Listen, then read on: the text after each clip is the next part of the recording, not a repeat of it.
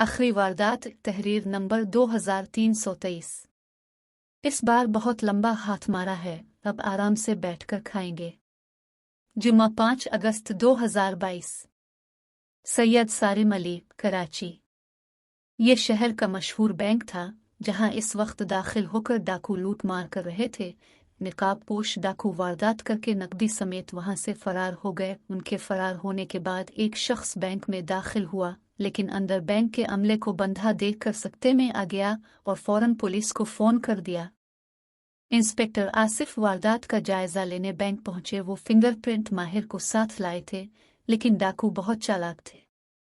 उन्होंने अपने खिलाफ कोई सबूत नहीं छोड़ा था। इंस्पेक्टर आसिफ ने सोचा बैंक से लूटी हुई रकम कोई मामूली रकम नहीं थी। उन्होंने पूरे इलाके के घरों की तलाशी लेने के लिए बहुत भारी नफरी ली और पूरे इलाके की तलाशी लेने लगे। अभी उन्होंने 10-12 घरों की तलाशी ली थी कि एक घर में ताला लगा नजर आया। उन्होंने साथ वाले मकान मालिक से इजाजत ली और चंद साथियों को लेकर उसकी छत पर आए और दीवार फलांकर बंद मकान की छत पर पहुंच गए। वहां से एक रास्ता नीचे की तरफ जा रहा था। दबे कदमों से सीढ़ियां आतरती चले गए। अभी वो पूरी सीढ़ियां भी नहीं आतर पाए थे कि उन्हें एक कमरे से आवाजें सुनाई दे। कोई कह रहा था, अब हमें जल्दी से फरार होने की कोशिश करनी चाहिए, ये ना हो कि हम उसी इलाके में पकड़े जाएं।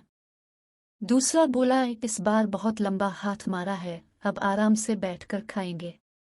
इतने में इंस्पेक्टर आसिफ ने अपने मातहत को इशारा कर दिया। मकान को घेरे में ले लिया गया। अब अंदर से आवाजें आना बंद हो गई थी। इंस्पेक्टर आसिफ ने दरवाजे पर जोरदार ठोकर मारी, जिससे दरवाजा एक झटके से खुल गया। इंस्पेक्टर आसिफ और उनके मातहतों ने डाकुओं पर पिस्तौलें तान ले। डाकू चूंकि इस वक्त खाली हाथ थे, इसलिए उनके हाथ ऊपर अलिफाटती चले गए।